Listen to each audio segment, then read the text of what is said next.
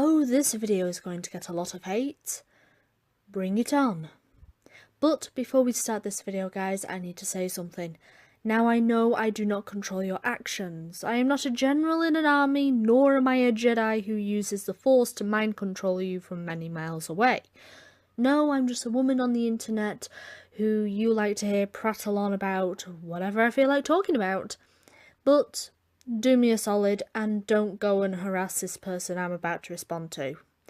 Now that I've said that, let's crack on. Alright, let's do this. Hey guys, so in case you don't know, I am a feminist. That much was obvious via the ukulele music. Others on the internet have branded me as a social justice warrior, which I think is just really stupid, because SJW is just like, it's a tainted term now. And also, I don't think that fighting for social justice is a bad thing.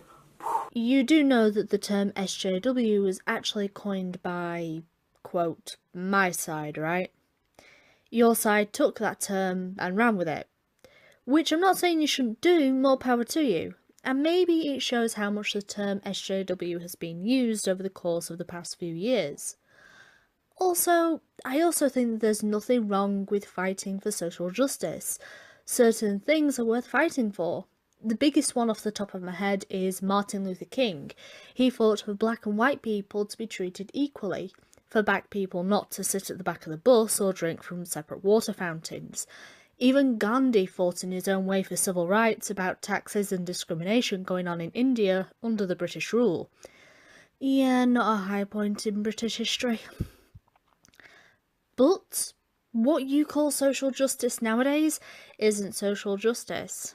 What your side does is akin to shaming tactics.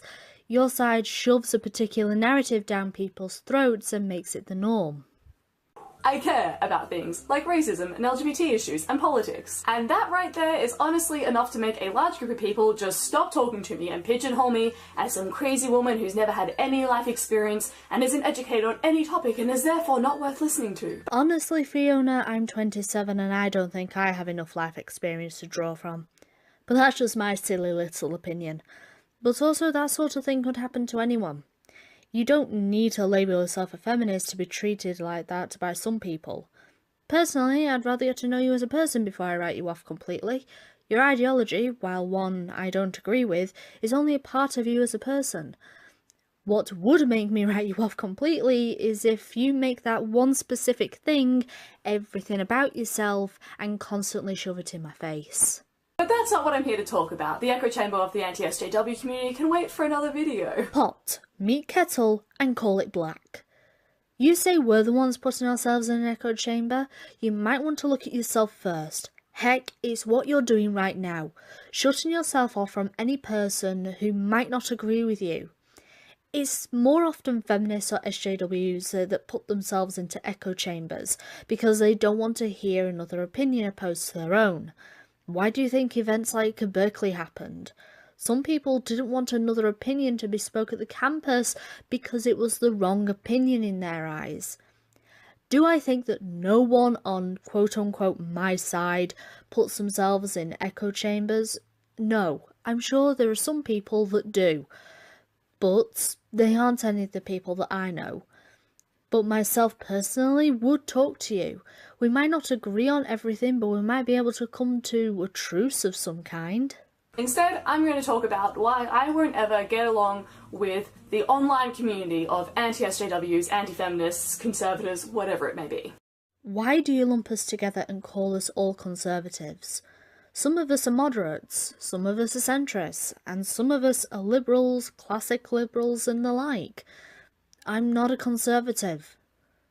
Not all of them, of course, just the very prominent and vocal ones on YouTube.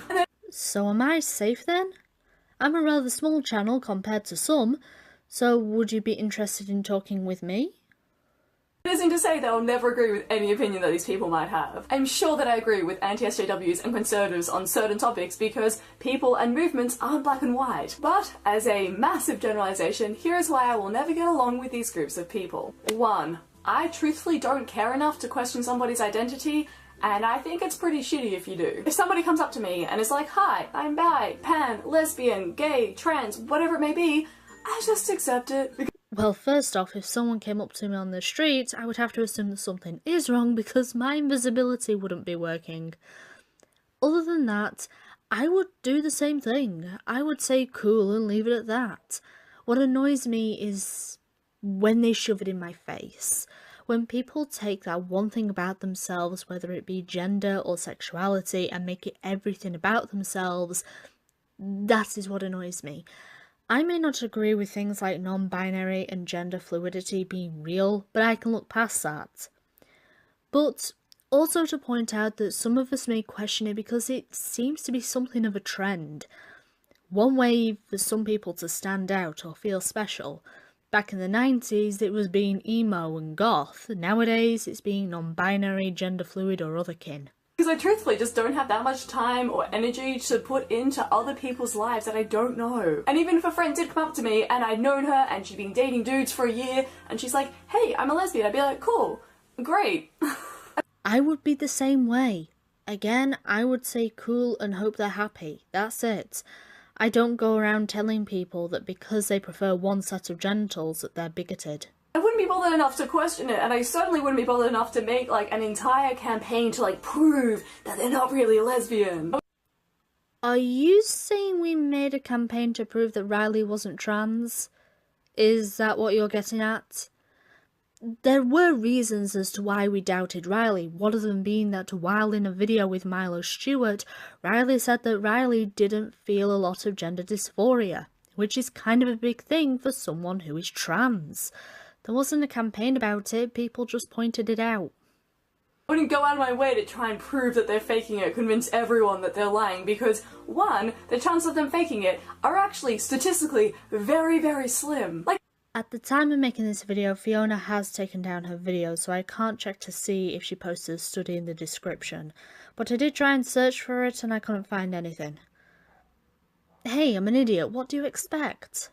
Yeah, you can definitely argue that online it's quite cool or whatever to be queer, but the thing about saying things online is that they go into the real world, and in the real world, it still isn't cool to be queer. Also, if they turn out to not really be a lesbian and they're just experimenting and trying new things out, good for them. Good for them. Try things out. Get to know yourself. You do you, boo.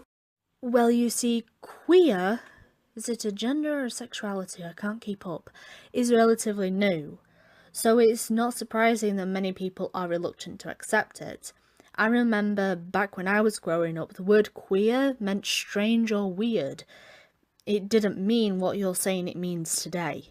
And finally, I'm just not a dickhead, and I don't think it's cool to see someone come out or live their lives as their true selves and question that and try and make people believe that they're not really that thing. Fiona, not all of us are dickheads, as you put it.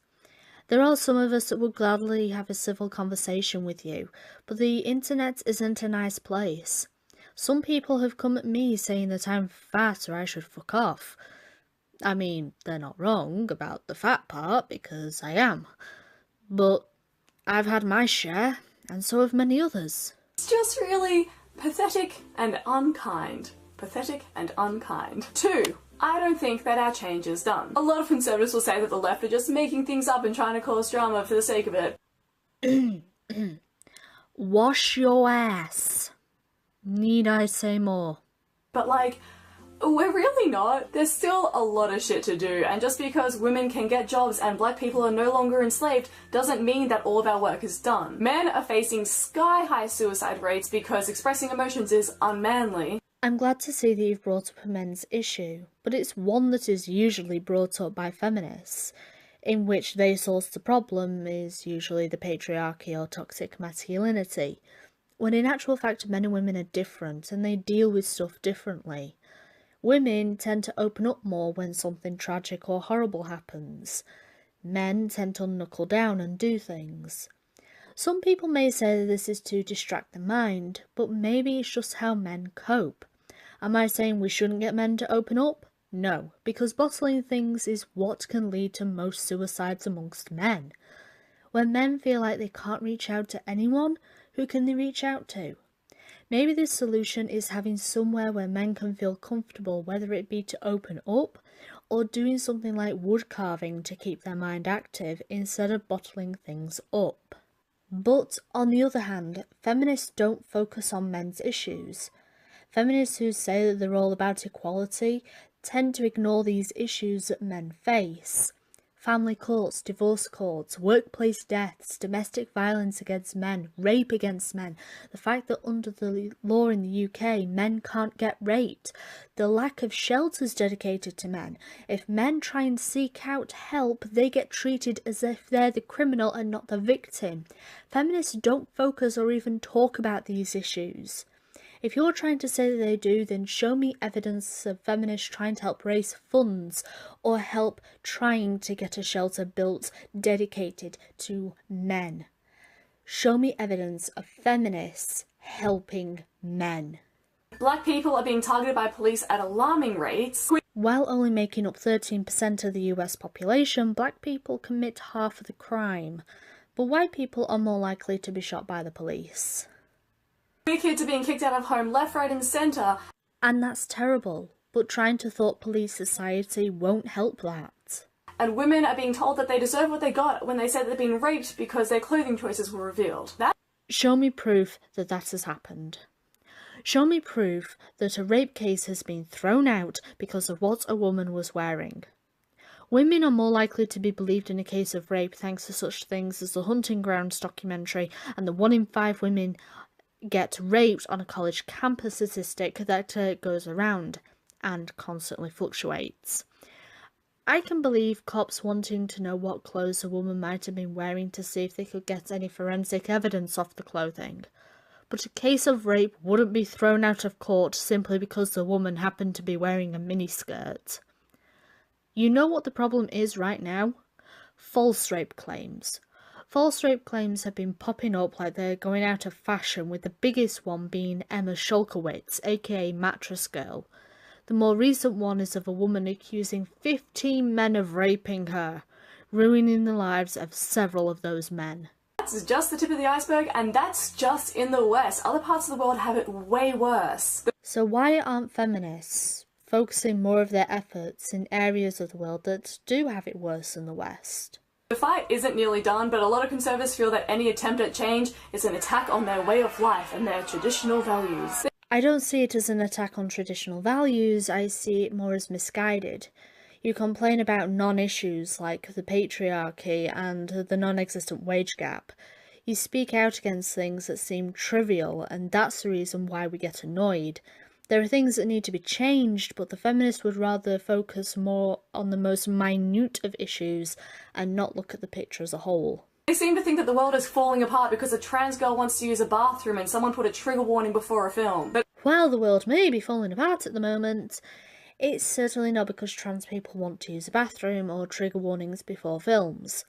My stance on the bathroom situation is maybe there should be a bathroom that everyone can use. Gender neutral if you had to put a label on it, but all in all the bathroom subject is a touchy one. My problem with trigger warnings, however, is how silly they have become. I don't mind them being at the start of a film because they've always been there, telling people who might have epilepsy that there will be flashing lights and that there might be some sexual scenes in the film. I have no problem with that. My problem with trigger warnings is when they are being used in a classroom, allowing people to walk out of the class because they might be triggered by a subject or a naked statue. That's when it gets silly for me. I see these as steps forward because I don't want to regress. I don't want to live in a world where fear and hatred are primary motivators for things and that all the work to do with social justice is done because our world is perfect. Spoiler, our world isn't perfect. And number 3, I like good debate and discussion and conversation. You say that, but the text on your video just said that you won't debate somebody on a live stream. Why? Why won't you debate on a live stream? If you want to have a debate or a conversation, a live stream is a good way to go.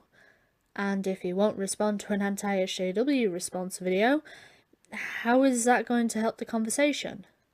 And before anyone says, no, Twitter is not a good place for a debate. Now, I've never done a video response to somebody, but you can bet your bottom dollar that any political or social justice or topical video that I've done has been heavily inspired by content that I disagree with. But the crucial difference is, I like to argue points. I like to argue with facts. I don't like to debate by talking about someone's appearance or what they'd be like in bed or attacking someone's character. Surprise, surprise. Neither do I. Those things never cross my mind when I do these response videos. What I focus on is the ideas that are being put across. I try to use facts in my videos, but most of the time, I'm using common sense because that's easier for me. The only time I have brought up how somebody looks is when I was responding to Anita Sarkeesian and she was talking about gender signifiers, saying how they are demeaning and sexist, while she was wearing the exact gender signifiers she was talking about. To me, that just completely ruins your argument. If you need to rely on someone's skin colour or gender identity or how fuckable you think they are, then your argument just truly is weak. I honestly do not care about skin colour, sexuality, gender, or how fuckable they might be. That never crosses my mind. Stop trying to label us as racists and sexists. I know why they all do it. It's entertainment and it's just a joke and it's getting you clicks. You're profiting from harassment. I don't tell any of my viewers or subscribers to go and harass anyone. I don't control them. The reason as to why I link the original video and show the video in mine is to give context to my opinions and arguments. That's not inciting harassment. Only recently have I started a Patreon, but that was because of the situation that was going on in my life where I needed to start one.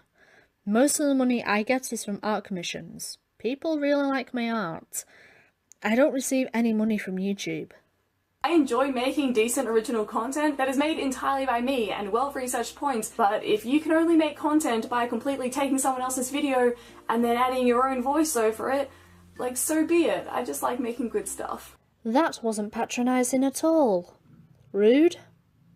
Fiona, just because you don't like my content doesn't mean that others won't. In a way, that's saying that anyone who does a similar style to mine, it doesn't need to be anti-SJW in nature, it could be a My Little Pony review. You're saying that because we use clips from a film, TV show or a game and give our opinion on it, that's not good content? Look, I agree that the style of my videos isn't original. It's a style that has been done many times. But then again, neither is yours, Fiona. Your style looks like the many thousands of vlog-style videos that also populate YouTube. But then again, not many things are original these days. Anyway, those are my main issues and why I won't ever get along with the anti-SJW community. And with that, I'm ending the video. Fiona, if you ever change your mind, then I will talk to you. It's doubtful, I know. You may say that I'm inciting harassment by doing this video, but the invitation is still there. My only problem with this is that you say that the anti-SJW side is in an echo chamber themselves. I don't think you realise that you're doing the same thing by not engaging with the other side or someone who disagrees with you. I've said it once and I'll say it again. Debate is where one's ideas are challenged, where they are either strengthened or changed. We grow in understanding instead of remaining stagnant. That's the end of the video, guys. If you like this video, give it a thumbs up or subscribe. If you want to support me further, there is a link to my Patreon down below. I hope you like the video, guys. Bye!